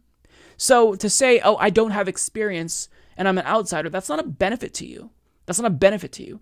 So if he makes it on the debate stage, that's one thing. But if he actually replaces good candidates like Marianne Williamson and Tulsi Gabbard, that would be so disgusting. I would be irate. Because think about this. It's obvious that people like John Delaney, they don't have a chance in hell of qualifying. If they do, I'd be surprised. But there are actual serious contenders who are bringing something unique to the table that may not get a spot at that next debate because all of a sudden he was able to leapfrog. And it's possible that he's going to use his resources to get, up to 200,000 donations in order to get more than Tulsi Gabbard, for example, so he can kind of make the case, oh, no, I should qualify instead of her. If that happens, that will be so disgusting. And just because of the fact that he's a billionaire, nobody should take him seriously because having money doesn't make you a serious presidential candidate. It makes you suspicious. It makes you suspect.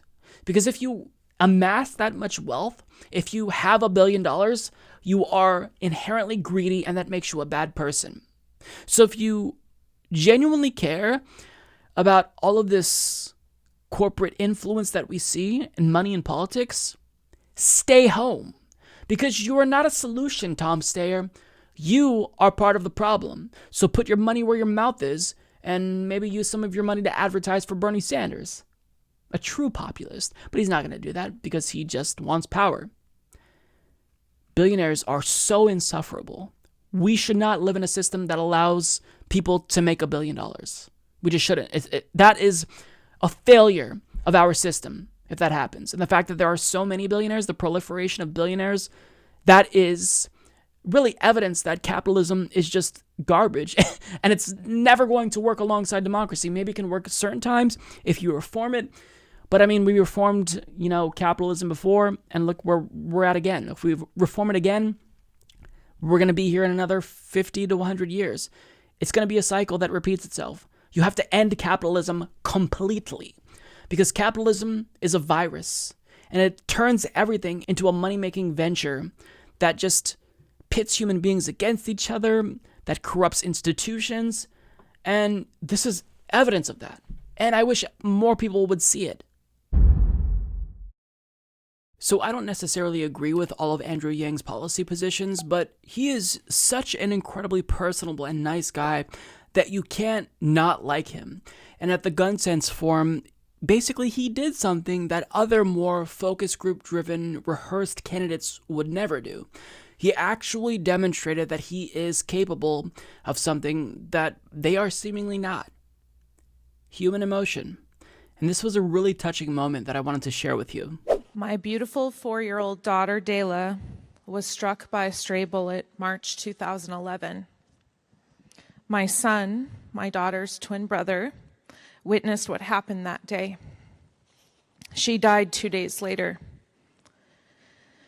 Firearms are the second leading cause of death for children and teenagers in the U.S., but 4.6 million American children live in homes with at least one gun that is loaded and unlocked. And hundreds of them gain access to a gun and unintentionally shoot themselves or someone else every year. As president, how would you address unintentional shootings by children? Thank you for that. Can I give you a hug? Is that be appropriate?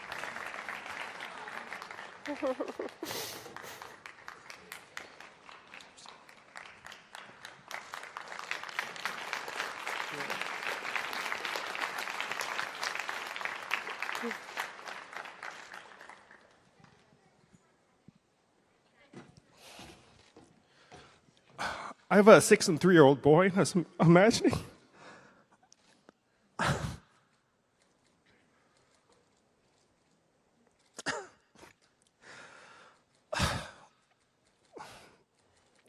I was imagining it was one of them that got shot and the other saw it. I'm so sorry.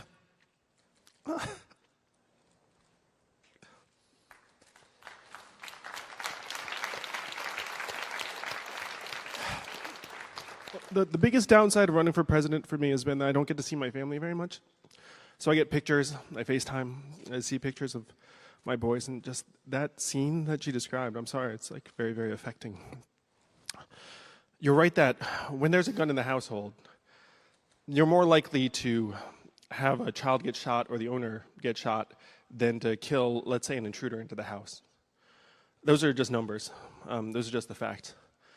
So one of the things we can do, and it's very hard to get into Americans' houses where all of these guns are, but if we can convince Americans that personalized guns are a good idea, then again, if the child gets a hold of the gun, then they can't do anything with it. Then it just becomes a very heavy, expensive prop. And that's something that we can push. One of my proposals is to actually help gun owners upgrade their guns to personalized guns free of charge.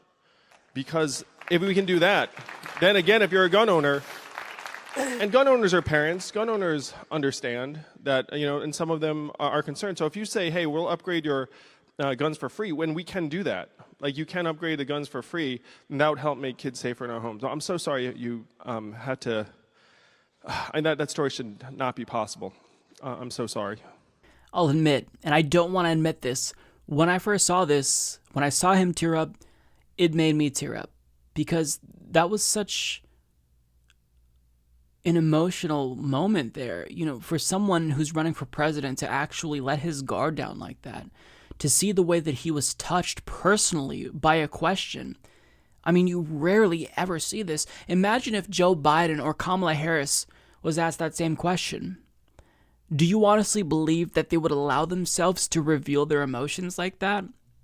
They would say, I offer you my condolences, and they would pivot to their planned talking points that they have for gun violence.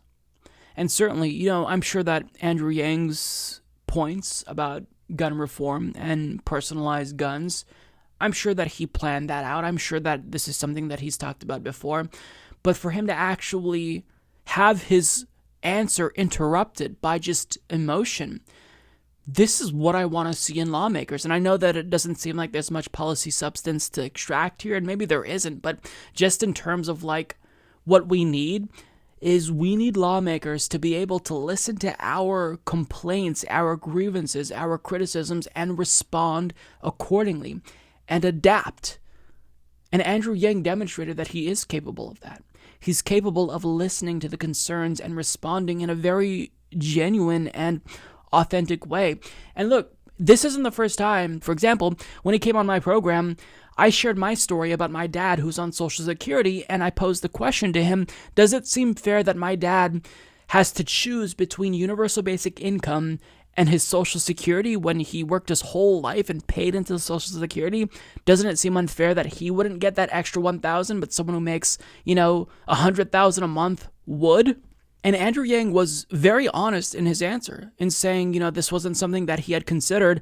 And about a month later, he actually amended his UBI program so it offered UBI on top of Social Security. Now, I'm in no way taking credit for that because this is a common criticism of UBI, of his UBI in particular, so I'm sure that he heard that before, but just the fact that he was willing to listen to criticism of his signature policy proposal and amend it to adapt, to align with one of our biggest concerns, that really is impressive.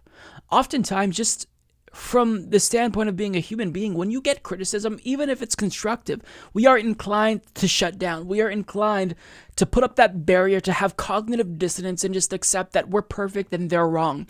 But what Andrew Yang has demonstrated is that he's a human being. He's authentic.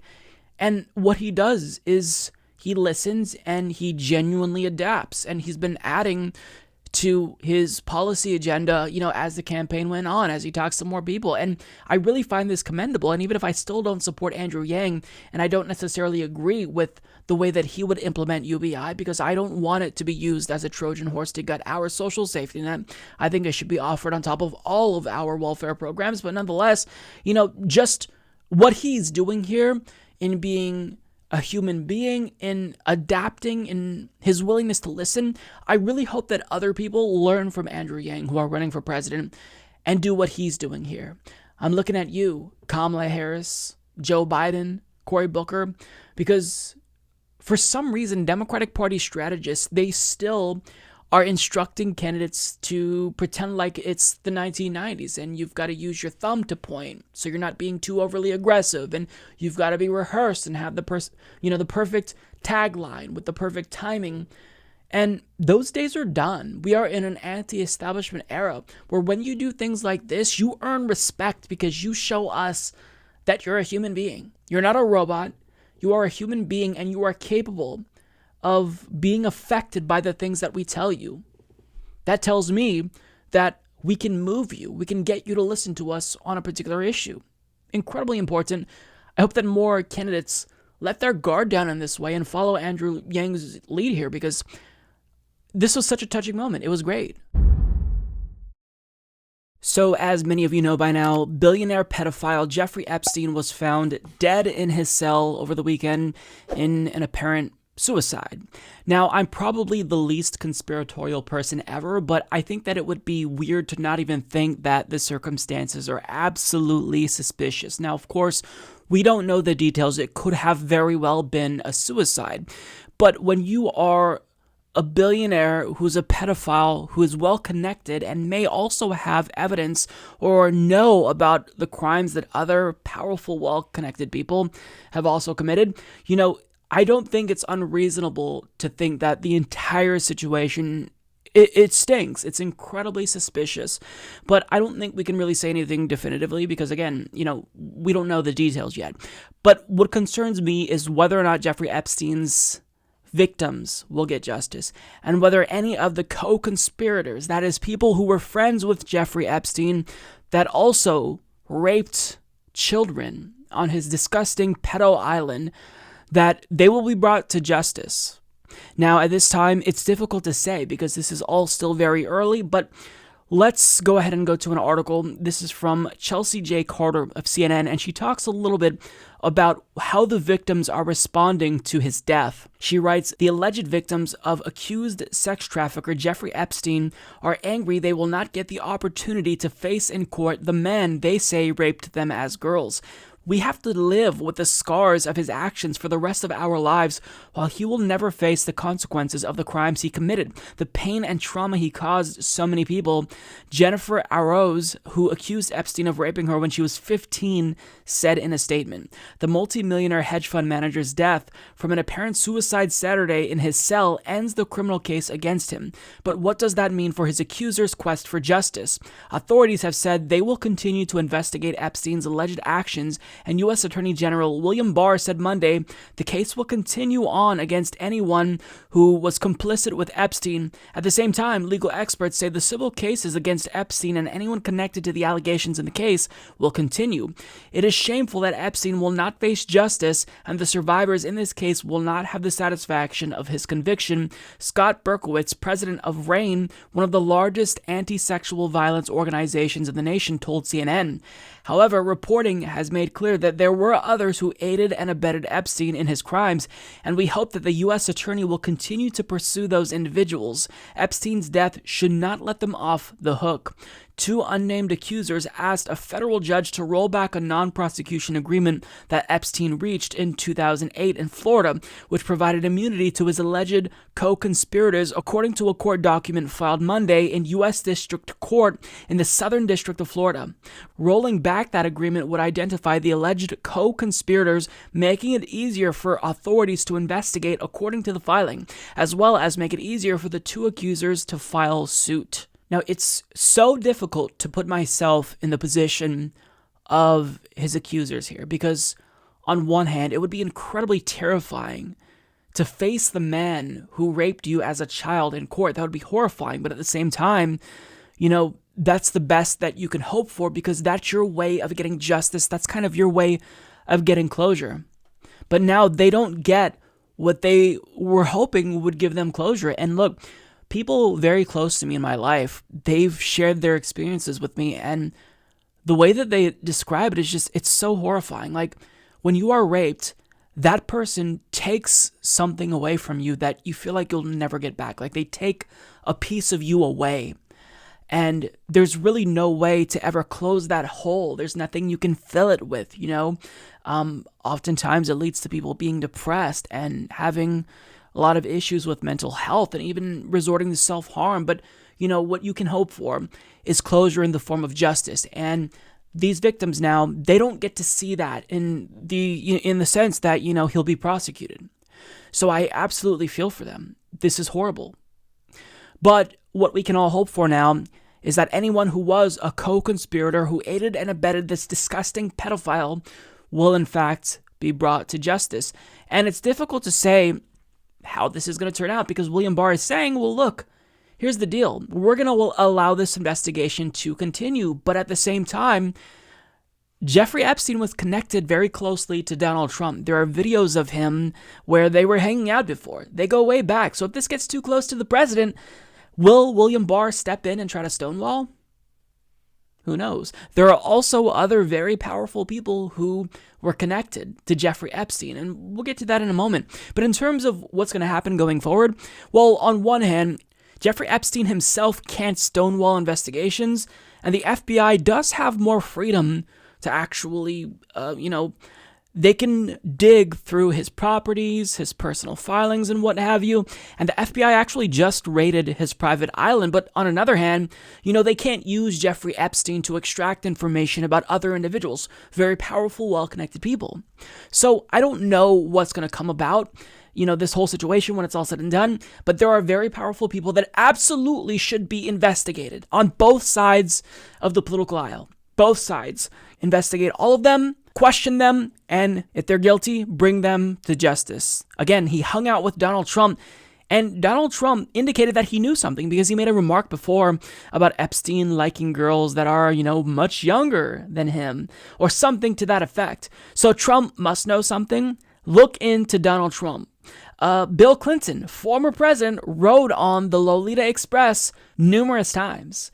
Look into him. Alan Dershowitz helped secure, this sweetheart deal in 2008 with Alexander Costa. And in court, one of Epstein's abusers alleged that Epstein actually ordered them to have sex with Alan Dershowitz. Dershowitz should be investigated. Lawrence Krauss and Steven Pinker hung out with Epstein. Pinker flew on the Lolita Express. I mean, other powerful people connected to Jeffrey Epstein include Kevin Spacey, Larry Summers, Woody Allen, among others. So, I mean, every single person who was associated with Jeffrey Epstein, who rode on the Lolita Express, who went to that island where he was allegedly raping girls, where there were sex slaves, they all need to be questioned at a minimum and investigated. And this should not be the end of this investigation. And there are some signs indicating that it will continue. Either way, this is absolutely disgusting. And the things that Jeffrey Epstein did, the damage that he caused to people's lives, the atrocities that he's committed, these things can never be undone. They can never be undone. But at a minimum, these victims get justice. That's all that we can hope for. That's the best that we can hope for in this case. And part of that process means looking into very powerful, connected people who are associated and were associated with Jeffrey Epstein. And now all of a sudden, people like Donald Trump and Bill Clinton are claiming that they didn't really know him too well. Look into them, investigate them, because if they were associated in any way with him, if they were involved in abuse, they should be prosecuted and imprisoned for that, because it's unacceptable. So, this entire story is just, it's nauseating to think that somebody got away for that long with abusing women, who knows how many, and not women, girls, like children. At the age of 15, you are a child. To think that he got away with that. And then he got a sweetheart deal in 2008. I mean, it's disgusting. It is absolutely disgusting. And it's why I have no faith in our justice system anymore. We live in a two-tier justice system where, the poor, they are prosecuted, but the wealthy, they can commit the same type of crimes as poor people and they get away with it. So, am I hopeful that anything will come of this? No, because our justice system, it rewards powerful people who have money, who are well-connected. But do I still hope that there's some way that these victims can have a little bit of closure? Yeah, of course, I'm hopeful. But let's see how it all plays out. But all I know is this is just such a crazy story. And it's like we're watching a movie play out before our very eyes. That's how insane the details are. Well, that's all that I've got for you guys today. Thank you so much for tuning in if you've made it this far in the program. As usual, I want to send a thank you to all of our Patreon, PayPal, and YouTube members for helping the show not just to survive, but thrive as well. Usually I will record once per day, but this week I did everything just on one day because unfortunately that's all that my schedule would permit, but hopefully you guys still enjoyed the show nonetheless. Kind of a return to our old format, but that's all that I've got for you guys.